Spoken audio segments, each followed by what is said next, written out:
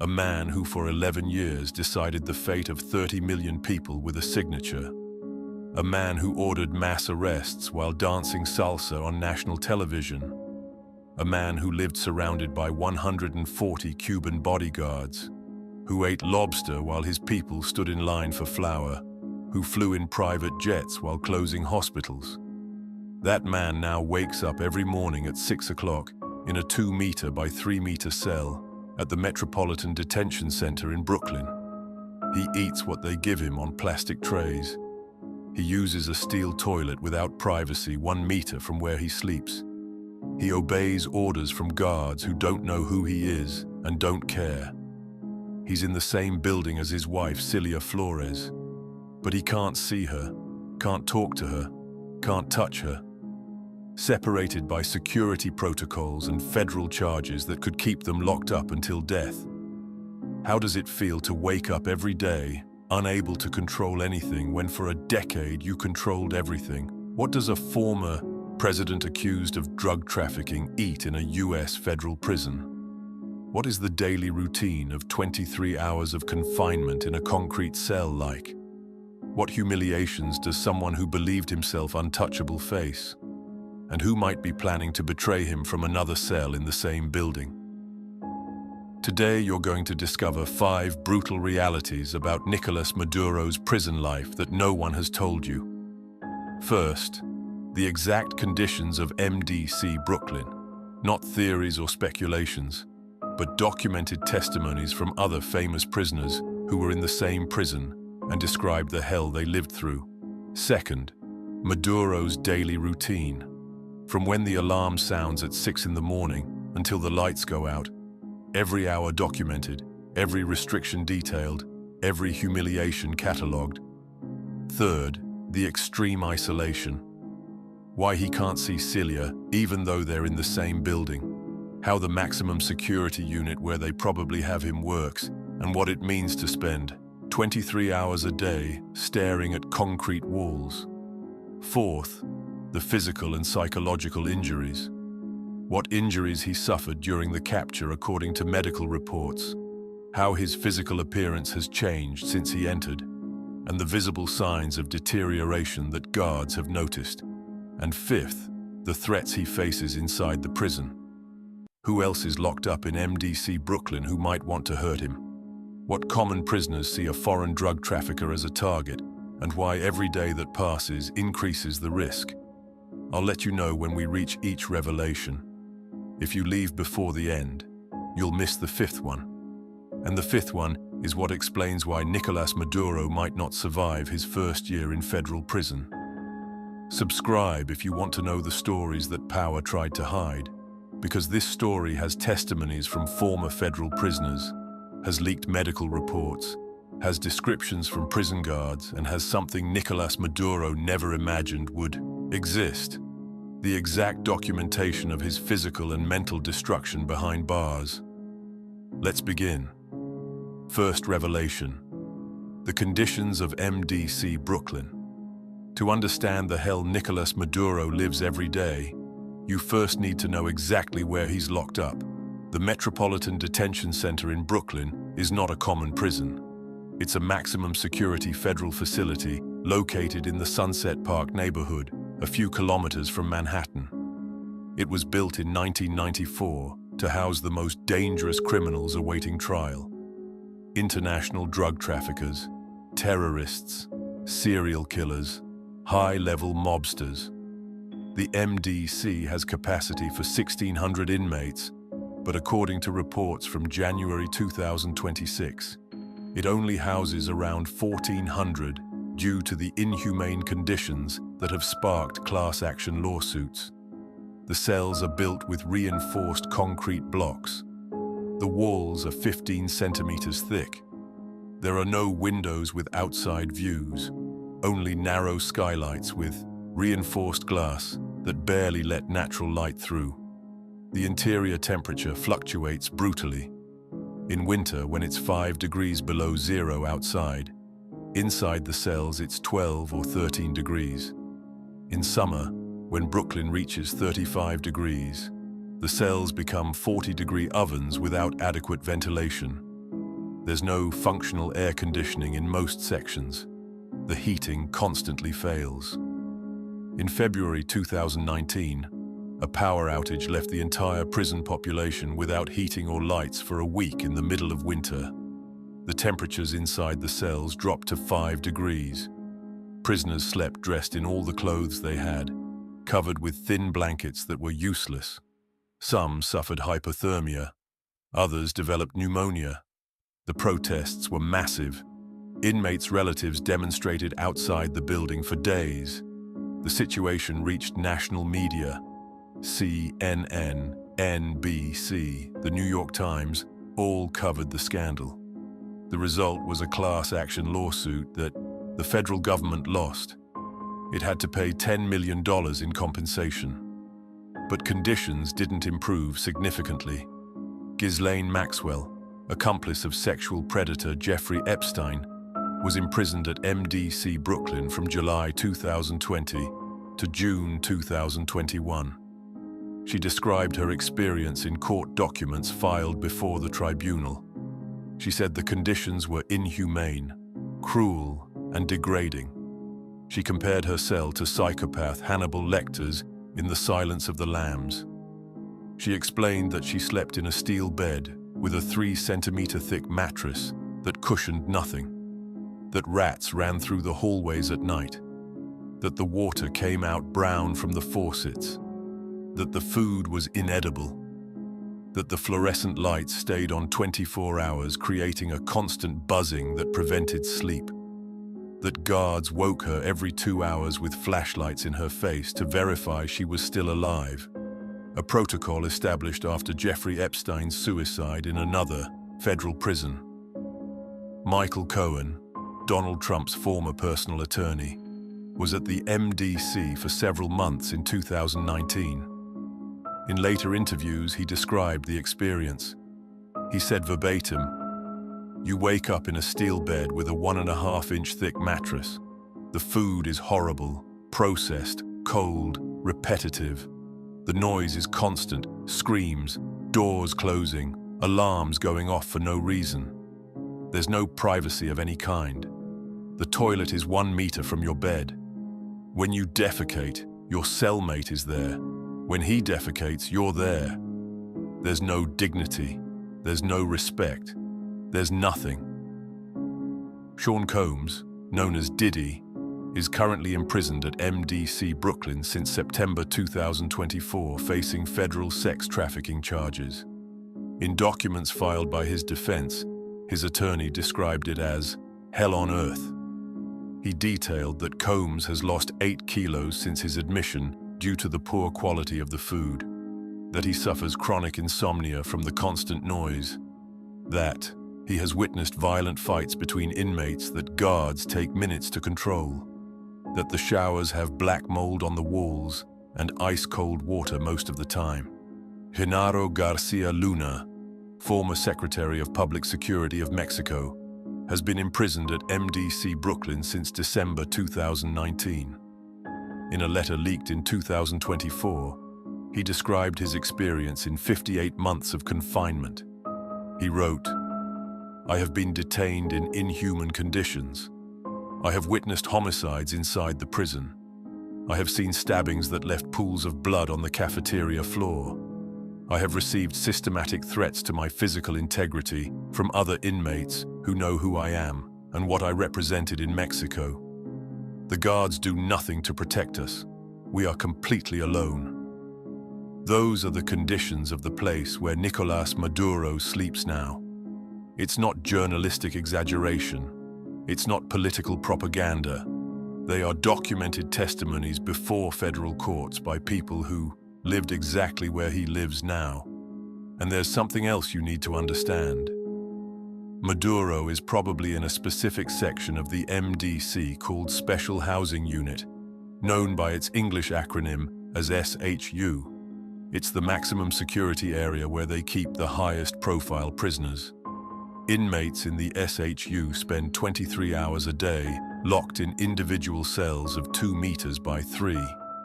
They only come out 1 hour a day to exercise in a covered yard of 20 square meters, surrounded by concrete walls. They don't see the sky. They don't feel the wind. They have no physical contact with other human beings except when guards handcuff them for transport. The SHU cells have steel beds bolted to the floor, thin mattresses covered with waterproof plastic that makes noise every time you move, a 5-centimeter pillow filled with synthetic material that flattens in days, an industrial wool blanket that scratches the skin, a stainless steel toilet without a seat that's at room temperature all year, which means in winter you freeze when you sit, a steel sink with a faucet that only gives cold water, a metal desk bolted to the wall, a metal stool also bolted, and nothing else. No television, no radio, no personal objects allowed except previously approved photographs taped to the wall with special adhesive tape that leaves no residue. Nicolás Maduro sleeps in one of those cells, eats in one of those cells, defecates in one of those cells, spends 23 hours a day looking at the same grey walls. And he knows that Cilia Flores is somewhere in the same building, 3 floors up or 3 floors down, living exactly the same routine, but without any possibility of communicating with him. Second revelation, the daily routine. The alarm sounds at 6 in the morning every day without exception. It's not a soft alarm. It's an electronic siren that pierces the ears for 10 seconds. When it stops, the lights that were already on increase their intensity. A guard shouts over the intercom. Morning count. Everyone stand in front of the door. Nicolás Maduro has to get up from his steel bed, stand in front of his cell bars, and wait. The guard walks through the hallway, looks inside each cell, counts mentally, and notes on an electronic tablet. The process takes 20 minutes. During those 20 minutes, you can't move, you can't sit down, you can't use the toilet. You just wait standing while the cold from the concrete floor rises up your legs. At 6:30, breakfast arrives. A guard pushes a metal cart through the hallway. He stops in front of each cell, opens a small hatch at the bottom of the door, slides in a plastic tray. The tray contains a cup of watered-down coffee or powdered milk dissolved in warm water, 2 slices of industrial white bread, a small packet of margarine, an envelope of jam of indefinite flavor, and sometimes a banana or an apple. Other times, generic boxed cereals in individual bags. The food arrives cold because it was prepared an hour earlier in the building's central kitchen and transported in carts that don't maintain temperature.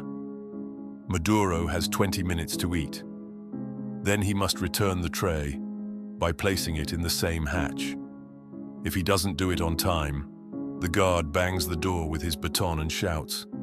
The rules are strict. You can't keep food in the cell.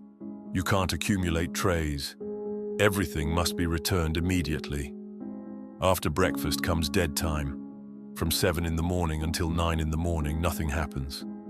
Maduro is alone in his cell. He can walk 3 steps from one end to the other. He can do push-ups if he has energy. He can sit on the metal stool and stare at the wall.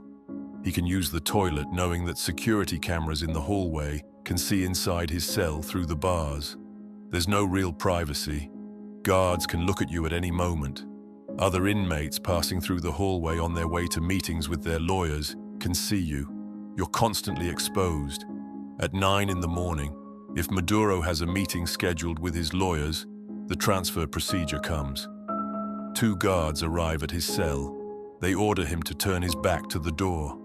They order him to put his hands behind his back through a special opening in the bars.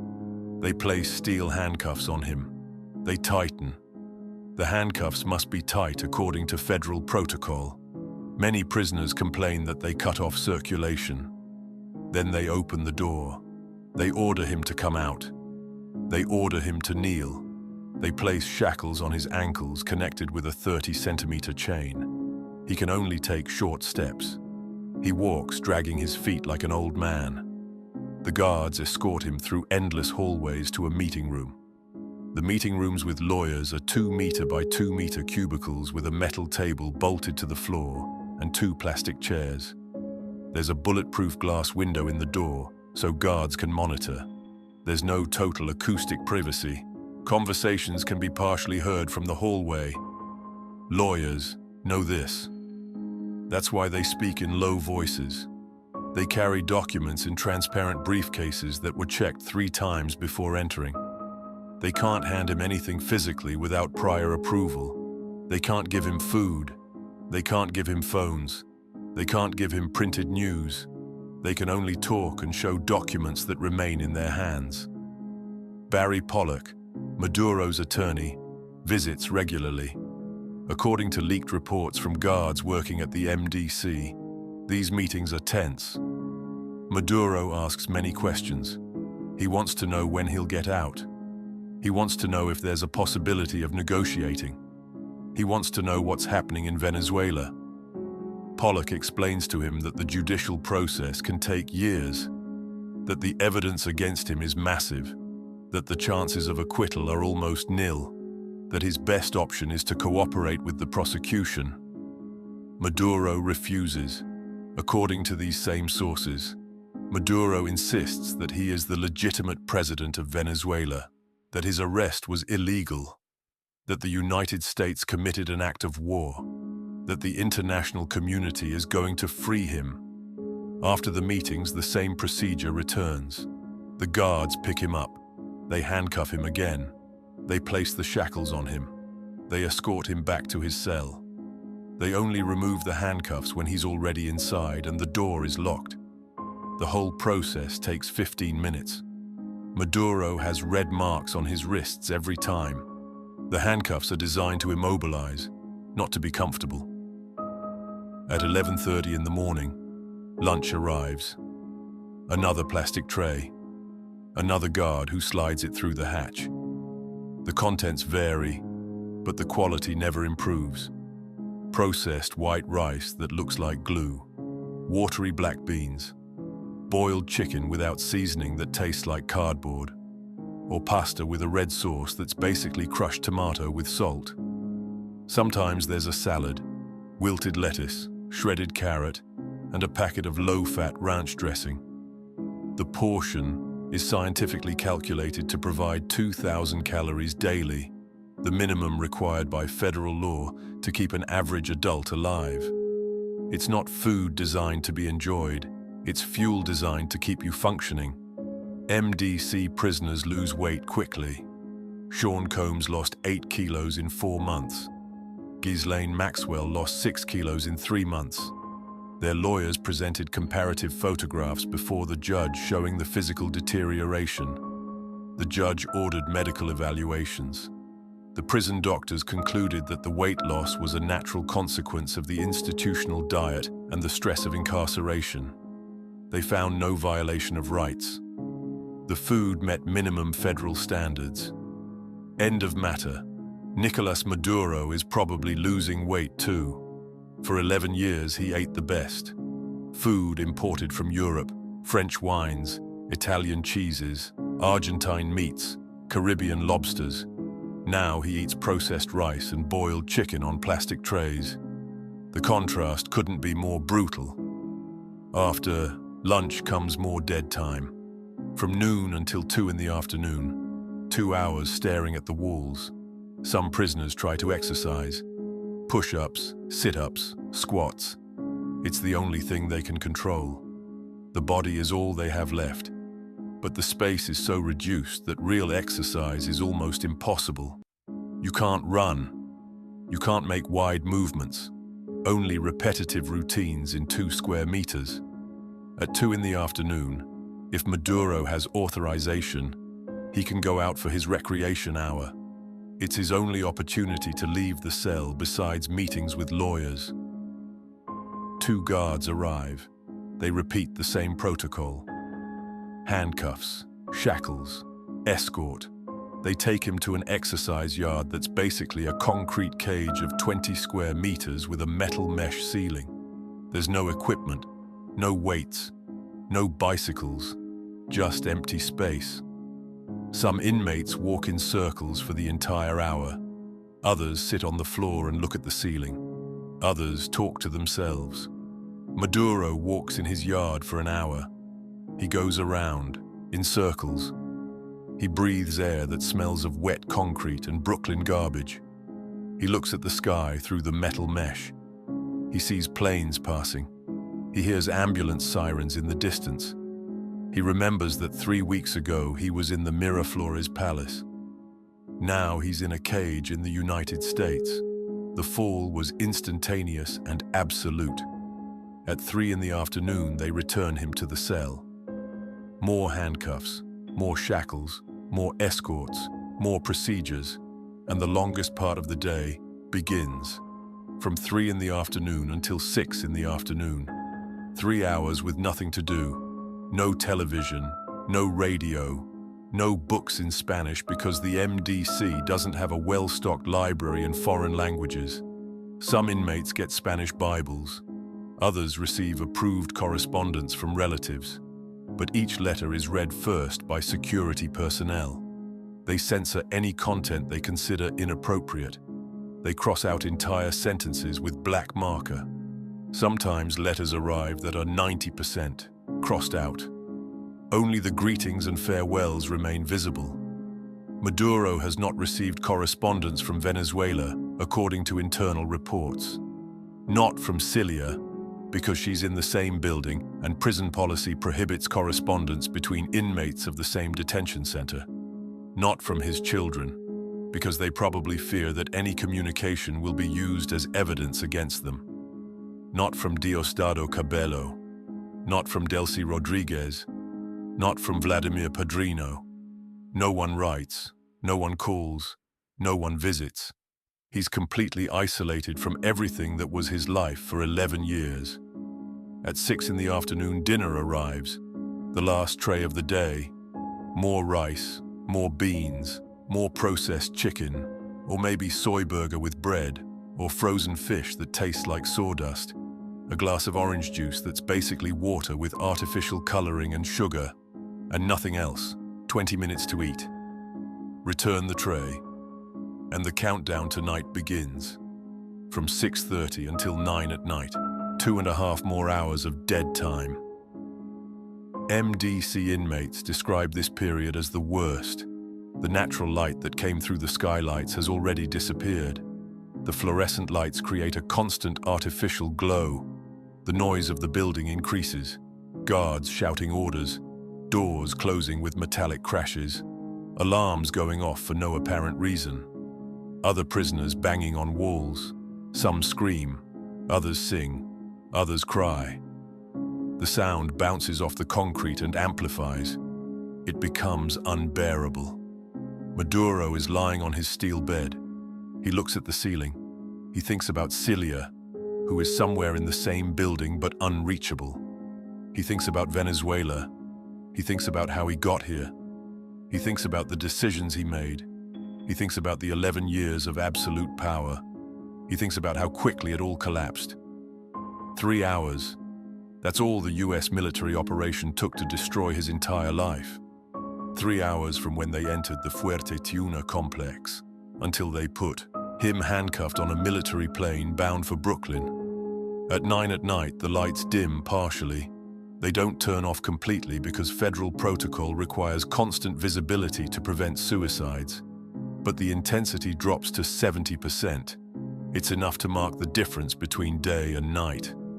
The guards do the last count. Everyone stand in front of the door. Confirm presence. The process takes 15 minutes. Then, theoretically, they can sleep. And every 2 hours, all night, a guard passes making rounds. He bangs the bars with the keys. He points a flashlight through the bars directly at your face. He verifies your breathing. He notes on his tablet. He leaves. 2 hours later, another guard does the same. It's impossible to enter deep sleep. You wake up constantly. You develop chronic insomnia. Michael Cohen described that after 3 weeks at the MDC, he only slept 3 or 4 hours a night in 20-minute intervals. Ghislaine Maxwell said she lost the ability to dream, that her mind never really rested. That's Nicolás Maduro's daily routine, from 6 in the morning until 9 at night, and then trying to sleep from 9 at night until 6 in the morning. Every day, the same. No variation, no surprises. Nothing to break the monotony except occasional meetings with lawyers that only remind him how desperate his legal situation is. Third revelation: extreme isolation and separation from Cilia. One of the cruelest aspects of Maduro's situation is that Cilia Flores is in the same building but completely unreachable. They share the same zip code. They breathe the same recycled air. They hear the same alarms. They eat the same horrible food. But they can't see each other. They can't talk to each other. They can't touch each other. It's psychological torture designed by the geography of the MDC and federal security protocols. The Metropolitan Detention Center in Brooklyn has two main completely separate sections: the male section and the female section. They're on different floors of the building. They have different exercise yards, different cafeterias, different visiting areas. Inmates from one section never have contact with inmates from the other section. It's absolute separation. The only people who transit between both sections are guards and medical personnel. Maduro is in the male section, probably on the 8th or 9th floor of the special housing unit. Cilia is in the female section, probably on the 11th or 12th floor. There are 3 floors of vertical distance between them, 90 meters of reinforced concrete, hundreds of cells, thousands of bars, and no possibility of communication. Federal policy explicitly prohibits contact between inmates of the same detention center who are facing related charges. Maduro and Cilia are accused in the same case. They are co-defendants. Any communication between them could be considered coordination of testimonies, conspiracy to obstruct justice, attempt to align versions. That's why federal prosecutors requested the judge prohibit any contact. Judge Alvin Hellerstein approved the request. The court order is clear. Nicolás Maduro and Cilia Flores cannot communicate in any way while the judicial process lasts. Violating it would mean additional charges. They can't send each other letters. They can't make phone calls. They can't meet in person even with glass in between. They can't send messages through lawyers because that would violate attorney-client privilege and put the lawyers' professional licenses at risk. They can't use third parties as intermediaries because those third parties would be immediately accused of obstruction of justice. They are completely isolated from each other. Experts in prison psychology who have analyzed the case explain that this type of isolation is particularly destructive for couples facing charges together. The uncertainty is devastating. Maduro doesn't know how Cilia is. He doesn't know if she's healthy. He doesn't know if they're treating her correctly. He doesn't know if she's lost weight. He doesn't know if she's sleeping. He doesn't know if she's resisting psychologically. And she doesn't know anything about him.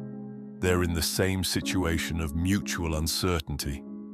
According to reports from MDC guards leaked to US media, Maduro constantly asks about Cilia. He asks guards if they've seen her, if they know how she is, if they can give him any information. The guards always respond the same. We can't talk about other inmates. It's institutional policy. We can't confirm or deny that someone specific is here.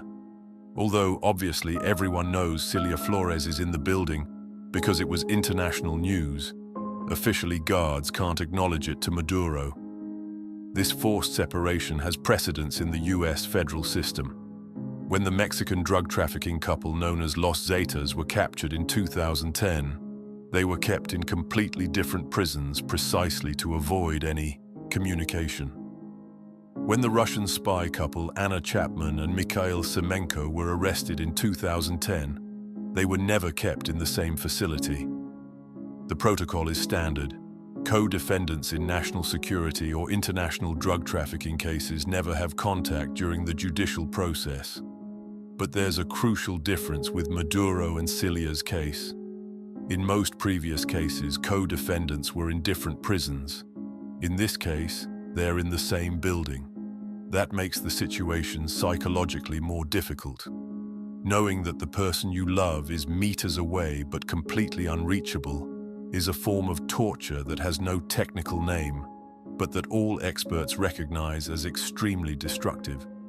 Cilia's two children, Walter Jacob Gavidia Flores and his siblings, also haven't established contact with Maduro according to internal reports, probably because any communication would be monitored and used as evidence.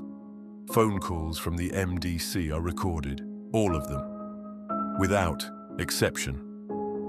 Before each call, an automatic recording warns, "This call is being monitored and recorded. If you continue talking, you accept these conditions." Federal prosecutors review these recordings looking for anything incriminating. Maduro can't call Venezuela. He can't call Cuba. He can't call Russia. He can only make calls to previously approved numbers within the United States. Basically, he can only call his lawyers. And those conversations, although theoretically protected by attorney-client privilege, are extremely careful. Pollock knows that anything that sounds remotely like instructions to obstruct justice could be reported. Additionally, Maduro is a foreigner. He doesn't speak fluent English. According to reports, his English is basic. He can understand simple orders but can't maintain complex conversations. That isolates him even more. Most MDC inmates are Americans or speak English perfectly. The few Latin American inmates are usually gang members from transnational gangs like MS-13 or members of Mexican cartels. None of them have any interest in protecting Maduro. In fact, some might see his presence as an opportunity. In the world of drug trafficking, attacking a big fish gives you reputation. If a gang member manages to hurt Maduro, that story makes him untouchable in his own organization. He becomes legend. That's why federal prosecutors probably requested that Maduro be kept in the SHU with 23-hour isolation. It's not just to control him, it's also to protect him, because if they put him in general population, his life expectancy would be measured in days, not years. That's the reality of Nicolás Maduro's extreme isolation. Separated from Cilia by federal protocols. Separated from his children by fear of surveillance. Separated from any political ally by strategic abandonment. Separated from other inmates by language barriers and risk of violence. Completely alone in a building full of 1,400 prisoners. It's absolute loneliness in the middle of a crowd. And every day that passes, that loneliness becomes heavier. Fourth revelation. Physical injuries and deterioration. Nicolás Maduro's capture was not a diplomatic arrest. It was a military assault, and it left physical marks that are still visible weeks later. When he appeared before Judge Alvin Hellerstein on January 5, 2026, the journalists covering the hearing immediately noticed his appearance. He had a visible cut on his forehead covered with medical gauze. He had dark bruises under his left eye. He walked with a slight limp. He sat carefully, like someone who has injured ribs. According to reports from NBC News and CNN, based on Department of Defense sources, the injuries were caused during the chaotic minutes at Fuerte Tiuna in the early morning of January 3rd. The U.S. Army Delta Force entered the military complex using stun grenades. These are devices that emit a blinding flash and deafening sound designed to disorient without causing permanent damage. But in enclosed spaces like the bunker where Maduro tried to take refuge, the effect is brutal. The light explosion causes temporary blindness. The 180 decibel noise causes complete disorientation and instant nausea. Maduro and Cilia tried to run toward the bunker. They stumbled in the darkness. According to these reports, Maduro fell hitting his forehead against a concrete wall. Cilia also fell, injuring her ribs. The American soldiers found them on the floor. They ordered them to stay still. They placed flexi-cuff handcuffs on them, those plastic ties that tighten and don't loosen. They put them on too tight. Maduro screamed. The soldiers didn't loosen them. The high-value target capture protocol prioritizes security over comfort. They put them on a Black Hawk helicopter. The flight from Fuerte Tiuna to Simón Bolívar International Airport took 8 minutes. They took them off the helicopter and put them directly on a C-17 military transport plane. The flight from Caracas to McGuire Air Force Base in New Jersey took 5 hours. During those 5 hours, Maduro and Cilia remained handcuffed and seated in uncomfortable canvas seats. They received no medical attention. They didn't clean their wounds. They didn't give them painkillers, just water and protein bars. When the plane landed in New Jersey, they were transferred in a ground convoy to MDC Brooklyn. The journey took 2 hours. They arrived at the detention center around 3 in the afternoon Eastern Time. They were processed following standard intake protocol. Photographs, fingerprints, basic medical examination. The prison doctor documented the visible injuries. 3-centimeter cut on forehead, left periorbital hematoma, ecchymosis on wrists from constriction, possible rib contusions. Recommendation, observation, treatment, oral ibuprofen every 6 hours. Barry Pollock, when he saw his client for the first time 2 days later, was shocked, according to later statements. He said Maduro looked 10 years older, that he had visibly lost weight, that his eyes were sunken, that his skin had a grayish tone. Pollock requested a complete medical evaluation from Judge Hellerstein. He argued that his client had been mistreated during the capture, that he possibly had fractured ribs, that he needed X-rays and specialized treatment. Judge Hellerstein ordered the examinations to be performed. The results were never made completely public, but according to leaks, they showed that Maduro had no fractures. The ribs were bruised but not broken. The cut on his forehead was healing normally. The bruises would disappear in 2 weeks. There was no permanent damage. The forensic doctor concluded that the injuries were consistent with a fall during a high-risk arrest. There was no evidence of intentional mistreatment, but physical injuries are only one part. Mental deterioration is much more concerning. MDC guards who have regular contact with Maduro have reported changes in his behavior according to media leaks. In the first days after his arrest, Maduro was agitated. He shouted. He demanded to speak with the Venezuelan ambassador. He demanded to speak with United Nations representatives. He said his arrest was illegal, that it was an act of war, that the United States would have to free him. The guards explained to him that there was no Venezuelan ambassador waiting to see him, that the new government of Venezuela hadn't sent any representative, that he was alone.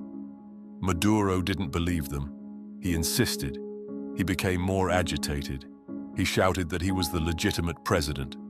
The guards noted his behavior. They reported it to mental health personnel. A psychologist evaluated him. He concluded that Maduro was experiencing acute denial, a normal reaction to sudden trauma. Recommendation, continuous observation, medication only if he becomes dangerous to himself.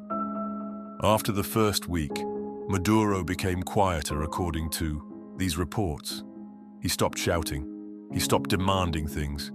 He spent hours in his cell sitting on the metal stool staring at the wall. When guards spoke to him, he responded with monosyllables. Yes. No. It's fine. During meals, he ate very little. He returned trays half full. He lost weight quickly.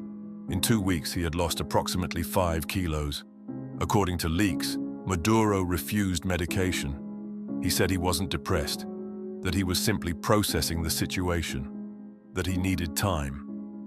Medical personnel respected his decision. but maintained observation. Guards received instructions to watch him more closely, report any significant changes in behavior, any comments suggesting suicidal ideation, any attempt to harm himself. So far, according to these reports, Maduro has shown no signs of wanting to harm himself. But experts in prison psychology who have analyzed similar cases warn that the first 3 months are the most dangerous. It's the period where the reality of the situation finally penetrates, where denial breaks, where hopelessness sets in, and where some inmates make irreversible decisions. The most famous case is Jeffrey Epstein, who committed suicide in August 2019 in another federal prison in Manhattan. He was under suicide watch. He had guards who were supposed to check on him every 30 minutes. He had a cellmate who was supposed to watch him, but he managed to hang himself with a sheet tied to the upper bunk. The scandal was enormous. There were investigations. Heads rolled. Protocols were rewritten. Now surveillance is much stricter. Physical deterioration is visible. Mental deterioration is worrying. But there's another type of deterioration that's almost impossible to measure from outside. The deterioration of identity. For 11 years, Nicolás Maduro was president of Venezuela. His entire identity was built around that title. Every decision he made was presidential. Every word he said was official. Every gesture was documented. He was the center of permanent attention. 50 people surrounded him all the time. Bodyguards, assistants, ministers, all waiting for his orders. Now he's inmate number B-45829-MDC. That's his official identifier in the federal prison system. He's no longer president, he's a number. The guards don't call him Mr. President. They call him inmate, or directly by his last name. Maduro, stand up. Maduro, stand in front of the door. Maduro, return the tray. It's a deliberate process of depersonalization. The US prison system is designed to eliminate any previous status. An imprisoned senator is treated exactly the same as a car thief. A millionaire is treated exactly the same as a homeless person. A foreign ex-president is treated exactly the same as a gang member. That is perhaps the harshest punishment. Not the physical injuries that will heal. Not the depression that could be treated with medication. But the total destruction of the identity Maduro built over 4 decades. The activist who climbed from bus driver to president. Destroyed. Reduced to a number in a gray cell. Waiting for a trial that will probably convict him to spend the rest of his life exactly where he is now. Fifth revelation. Threats inside the prison and who could betray him. The last revelation is perhaps the most disturbing. Nicolás Maduro doesn't just face the threat of a trial that could end with life imprisonment. He also faces immediate threats inside MDC Brooklyn. Threats that could end his life long before a jury delivers a verdict. And threats that come from people he considered loyal. MDC Brooklyn houses approximately 1,400 inmates at any given time. Of those 1,400, at least 300 are confirmed members or associates of transnational criminal organizations. Gangs like MS-13, Barrio 18, Latin Kings. Mexican cartels like Sinaloa, CJNG, Los Zetas. Venezuelan criminal groups like Tren de Aragua, Italian-American mobsters, Dominican gangs. Each of these groups has its own internal hierarchy that's maintained even in prison. For many of these criminals, Nicolás Maduro is a target, not an ally. A target. Because Maduro is accused of drug trafficking but isn't part of any specific cartel. According to the federal indictment, he operated as a facilitator. He received payments from multiple organizations in exchange for allowing their shipments to pass through Venezuela. He worked with the FARC. He worked with the ELN. He worked with the Sinaloa cartel. He worked with Venezuelan groups. But he had no exclusive loyalty to any. That makes him vulnerable. In the world of drug trafficking, facilitators are seen with contempt. They're the intermediaries who get rich without assuming real risks. Cartels use them but don't respect them. And when a facilitator falls, nobody protects him. That's why federal prosecutors probably insisted that Maduro be kept in 23-hour isolation. It's not just to control him, it's also to protect him. Because if they put him in general population, members of any of these groups could attack him. An MS-13 hitman who hurts Maduro would gain immediate status. He would become legend. The story would circulate through all US prisons. The guy who fucked up the president. That reputation is worth more than anything else in the prison world. It's worth protection. It's worth respect. It's worth power. That's why Maduro is a permanent target. But the threat doesn't come only from common gang members. There are specific people inside the MDC who represent much more calculated dangers. One of them is Hugo Carvajal Barrios, known as El Pollo. Carvajal was director of the General Directorate of Military Counterintelligence of Venezuela for more than a decade under Hugo Chavez. He was Chavez's right-hand man in intelligence matters. He knew absolutely all the regime's secrets, every covert operation, every hidden bank account, every murder ordered from the palace, every authorized drug shipment, everything. Carvajal broke with Maduro in 2019. He published a video where he recognized Juan Guaidó as legitimate president of Venezuela. He said Maduro had betrayed the ideals of the Bolivarian Revolution, that the regime had become a narco-dictatorship, that he could no longer be part of that. The United States accused him of drug trafficking. Spain arrested him after 2 years of legal disputes. It extradited him to the United States in 2021. Now he's detained at MDC Brooklyn, in the same building as Maduro. According to leaks from judicial sources, Carvajal has indicated to federal prosecutors that he's willing to cooperate, that he wants to testify, that he's ready to tell everything he knows in exchange for sentence reduction. And Carvajal knows everything. He knows exactly what role Maduro played in drug trafficking operations. He knows what orders he gave. He knows what payments he received. He knows where the money is. He knows who else participated. He knows what officials were murdered for refusing to cooperate. He knows what opposition members were kidnapped. He knows everything. If Carvajal testifies, the case against Maduro becomes indefensible. It doesn't matter how good Barry Pollock is. It doesn't matter how many motions he files. It doesn't matter what legal strategy he uses. Detailed testimony from someone who directed Venezuelan military intelligence for a decade is irrefutable evidence. Juries believe spies, especially when they have documents backing up every word. And here comes something very few understand. Carvajal and Maduro have probably seen each other inside the MDC. Not face to face, but they've seen each other. When a high-profile inmate is transferred to meetings with prosecutors, he has to pass through common hallways. Other inmates being transferred at the same time can see him.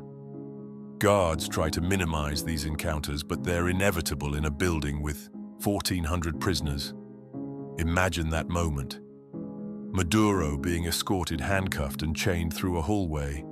Suddenly he sees Hugo Carvajal being escorted in the opposite direction. The two men look at each other. For 3 seconds.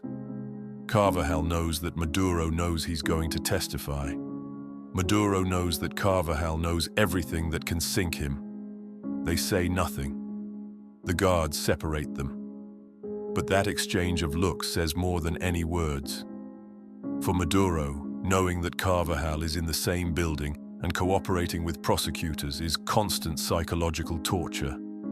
Every time Carvajal is taken out of his cell to meet with prosecutors, he's probably revealing something new. Every meeting is another piece of evidence. Every document that Carvajal helps prosecutors locate is another nail in Maduro's legal coffin. But Carvajal isn't the only internal threat. There's another name that should terrify Nicolás Maduro. Tarek el-Aissami. El-Aissami was one of the most powerful officials in Maduro's regime. He was vice president of Venezuela. He was minister of oil. He was considered the second most powerful man in the country. And according to accusations from the US Treasury Department, he was also one of the most prolific drug traffickers. El-Aissami was sanctioned by the United States in 2017. The accusations said he facilitated drug shipments from Venezuela, that he controlled drug trafficking routes, that he laundered money through shell companies, that he protected members of the cartel of the Suns. The United States offered a reward of $10 million for information leading to his arrest. In March 2023, El-Aissami was arrested in Venezuela, not by the United States, by Maduro's own regime, officially on corruption charges, unofficially because he had lost an internal power struggle. He was sent to prison in Venezuela. He was imprisoned for months. And then, in January 2024, something strange happened. El-Aissami was found dead in his cell. Officially, it was suicide. Unofficially, nobody believes that version. Why does this matter for Maduro? Because El-Aissami knew everything about Maduro's operations. He was his main operator. If El-Aissami were alive and in US custody, he would be the perfect witness. He knew every detail, every transaction, every payment, every shipment. His death was convenient for many people, including Maduro. But here comes the twist. According to unconfirmed rumors circulating in intelligence circles, El-Aissami left documents. Before being arrested, he prepared life insurance, copies of financial records, recordings of conversations, documentary evidence of criminal operations, and he gave them to trusted people with instructions to deliver them to US authorities if something happened to him. If these rumors are true, if those documents exist, and US prosecutors have them, Maduro is finished.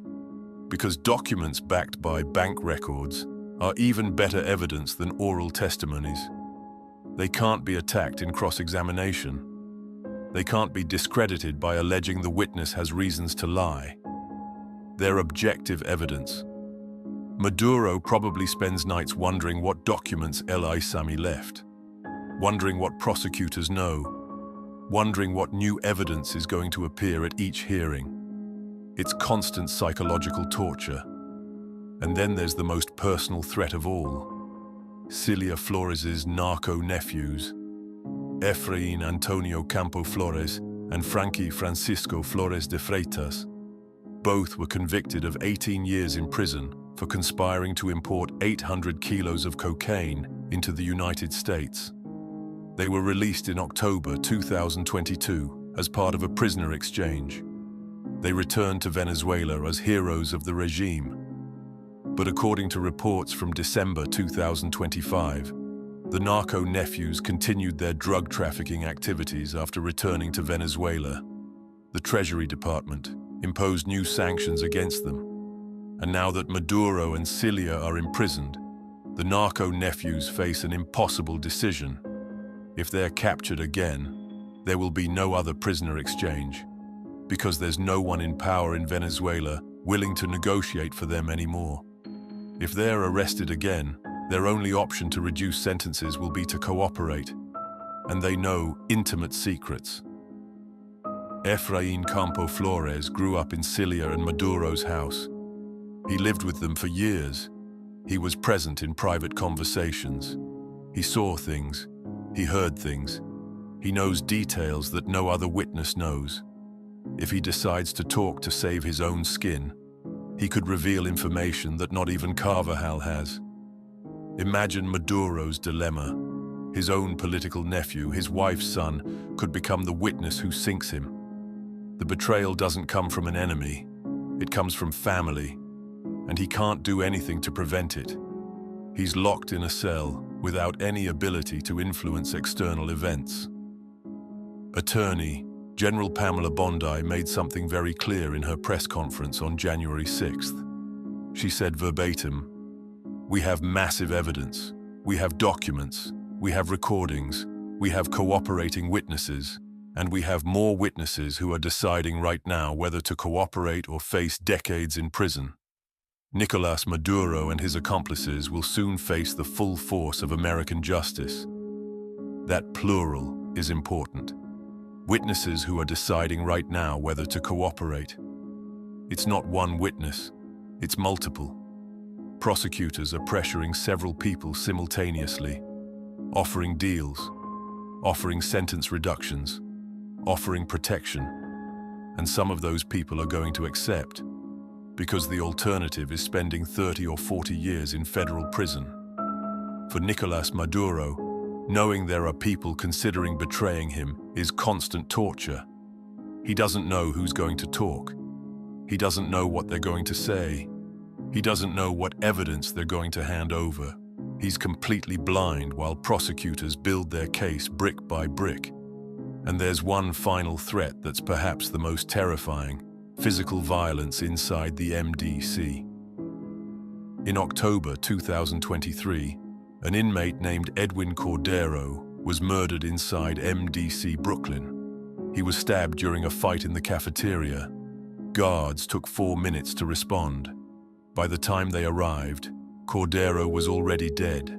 The investigation concluded that the guards weren't at fault, that they had followed protocol, that prison violence is inevitable in maximum security facilities. In February 2024, another inmate was stabbed in the showers. He survived but was left with permanent damage. In June 2024, there was a minor riot on the 7th floor. 12 inmates were injured, 3 guards too. The MDC is not a safe place. It's a place where violence is always one mistake away. Maduro is aware of this. Every time he leaves his cell, even just to go to the exercise yard, he's exposed. He has to walk through hallways where other inmates see him. He has to pass in front of cells where members of organizations that have reasons to want to hurt him are locked up. Guards protect him, but guards aren't infallible. Guards make mistakes. Guards get distracted, and an improvised knife with a sharpened toothbrush can kill in seconds. The truth is that Nicolás Maduro might not survive until trial. Not because he's going to commit suicide, but because someone might kill him first. Another inmate seeking reputation. A hitman sent by some criminal organization that wants revenge. A corrupt guard paid by someone in Venezuela, or Cuba, or Colombia. The possibilities are endless. And if Maduro dies in prison before trial, the case closes.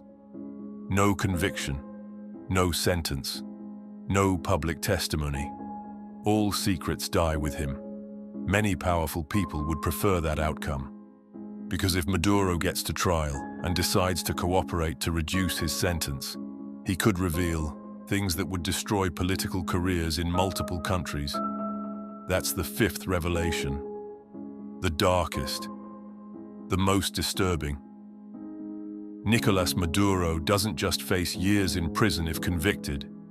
He faces the immediate threat of prison violence. He faces witnesses who are deciding to betray him. He faces evidence that accumulates every day. And he faces the real possibility of dying in MDC Brooklyn before a jury delivers a verdict. The contrast is devastating. From living in Miraflores Palace surrounded by 140 bodyguards, to sleeping in a steel bed guarded by guards who don't know who you are.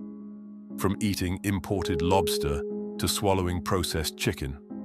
From deciding the fate of 30 million people with a signature to not being able to decide when you leave your cell. From flying in private jets to walking chained with shackles on your ankles. From dancing salsa on national television to spending nights in absolute silence. From controlling every institution of an oil-producing country to being inmate number B-45829-MDC. And all this is just the beginning. The trial could take a year or more. If he's found guilty, the sentence could be life imprisonment. That means 30, 40, 50 years living exactly as he lives now, in the same cell or in a worse one, eating the same food or something worse, sleeping in the same steel bed, looking at the same walls, aging, deteriorating, dying slowly in a federal prison thousands of kilometers from the country he destroyed. Tomorrow, Maduro is going to wake up at 6 in the morning when the alarm sounds. He's going to stand for the count. He's going to eat breakfast on a plastic tray. He's going to spend 23 hours in his cell. He's going to try to sleep while guards check on him every 2 hours. And he's going to repeat the same cycle the next day, and the next, and the next, with no end in sight. Now you know 5 brutal realities about Nicolás Maduro's prison life that almost no one has told you. The documented conditions of MDC Brooklyn based on testimonies from other famous prisoners. The complete daily routine from 6 in the morning until 9 at night. The extreme isolation that separates him from Cilia, even though they're in the same building. The physical injuries from the capture and progressive mental deterioration. And the immediate threats he faces from cooperating witnesses to prison violence. If you found this video important, share it, because this story is far from over. On March 17th, there's a crucial hearing. When that happens, you're going to want to know what it meant. Subscribe so you don't miss the continuation, because what's coming is going to define whether Nicolás Maduro spends the rest of his life in prison, or if there's some microscopic possibility that someday he'll get out. And meanwhile, while you watch this video, Nicolás Maduro is in his cell at MDC Brooklyn. It's 3 in the afternoon Eastern Time. He just returned from his exercise hour. The guards removed his handcuffs. The door closed.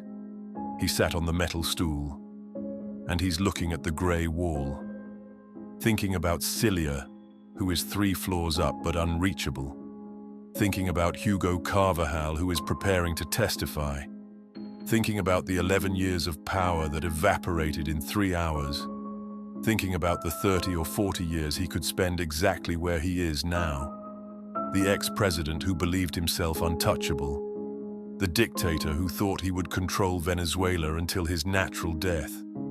The narco-facilitator who moved 250 tons of cocaine annually, reduced to a number in a cell, waiting for a verdict that's probably already decided, living the hell he himself created for millions of Venezuelans who suffered hunger, repression, and exile during his term. Justice isn't always fast, but when it arrives, it's absolute.